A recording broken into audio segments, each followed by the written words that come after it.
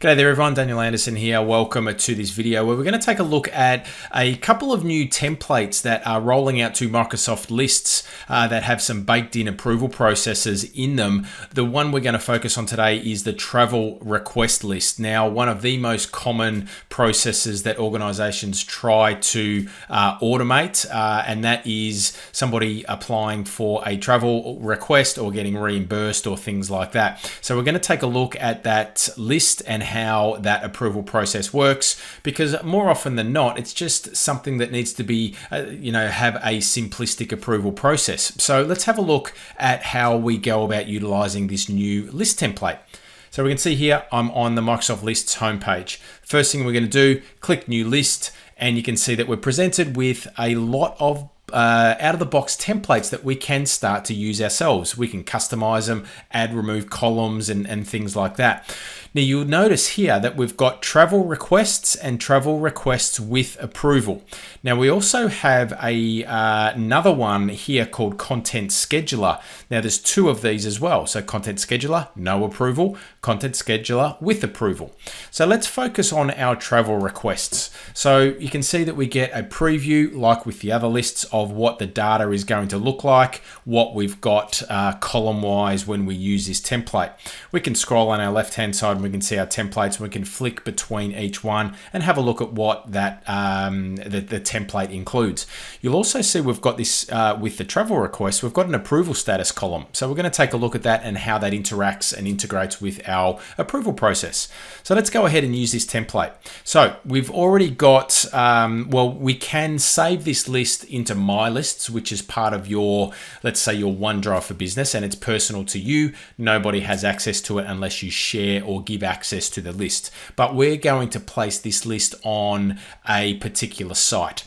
So we're going to use our sales and marketing site here for this purpose. So we are going to rename this. Let's just call it Travel Requests. So we'll give it a title. And then we're going to choose a green color and we'll leave that as a plain and we'll show it in the site navigation.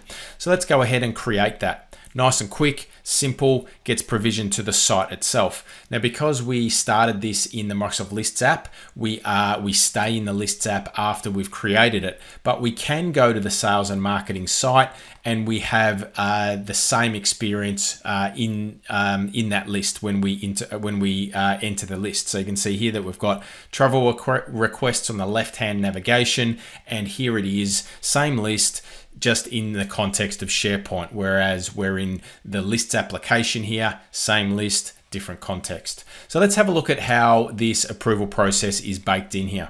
So what we're going to do is we're going to create a new item. Okay, so let's go to SharePoint conference. Reason for travel. Let's just copy and paste this reason. The requester is going to be Megan. And the destination could be, let's just say it's Melbourne. And we will say, let's give it the Grand Hyatt. Okay, so that's where the conference is going to be. The start date is going to be in a week's time. So the 10th, the end date will be the end of that week. So we'll go from the 10th until the 14th. The airline, let's just choose an airline. We've got Southwest here. Again, this is just a choice column, so we could go into the list settings or the column settings and we could change the options that we've got for airlines here. Estimated airfare, let's just pop in 1,000. Hotel, let's go Melbourne and we'll go Grand Hyatt. Same place as the conference, and hotel cost, let's go 1,800 there. Okay, and you'll see that there's no other fields that we need, right? So the approval status isn't part of the form.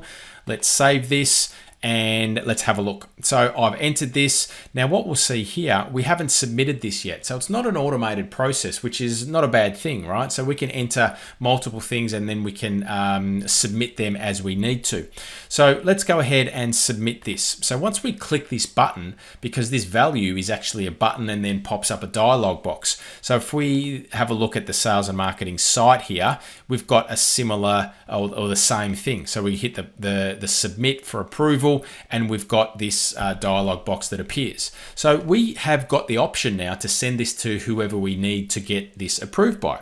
So if we pop in Alex here, and we could put multiple people in. So let's say we have multiple people, and this button then activates, and we can then turn on or off whether we require a response from everybody or if it's just the first person that responds. Let's just leave it as Alex for now and go, please approve this. All right, so we'll submit that. You can see bottom right hand corner, it's submitting. We can close this window if we want. Now, let's grab Alex's window across here. So we'll just open up Teams. You can hear that little bing, and you can see here, bottom right hand corner, Megan has sent a request, an approval request. It appears in the activity feed. So we can click on that and that would open, or we've got the activity feed up the top left and we can see Megan Bowen has sent you a request. Once this loads, you'll see that we've got the details of this approval. You'll also see that it's been requested from SharePoint. So I can click and I can open that item in question. Okay, I can look at it, I can review it, and then I can make my decision. So there's the option there. We could even make some comments on this. Okay, so we could say, right, at Megan, all approved. So we could pop in a comment like this and send that as well and attach that. That comment stays with that list item. So I'll jump back into the Teams approval. We can see where the status is and we can add some comments. We could even reassign it if I'm not really the right person, right? So you could reassign it to whoever is responsible. Let's approve it. Submitting the approval. Let's just jump back over to Megan here. We will hop over into Microsoft Teams. So we'll open up Teams. Megan will get a response to say that the approval process has now been completed. And while that's loading, let's just jump into the list. And you can see when we cancel this, you can see that this approval status has automatically changed to approved. All right, live, updated automatically because Alex has approved that. So let's just jump back into Teams. And we'll pop over into the activity feed for Megan. So we'll wait for that to pop open and update. And that's still updating. My browser's a little bit slow for us. So we'll just continue to wait for that to update. You can see bottom right hand corner, final status approved.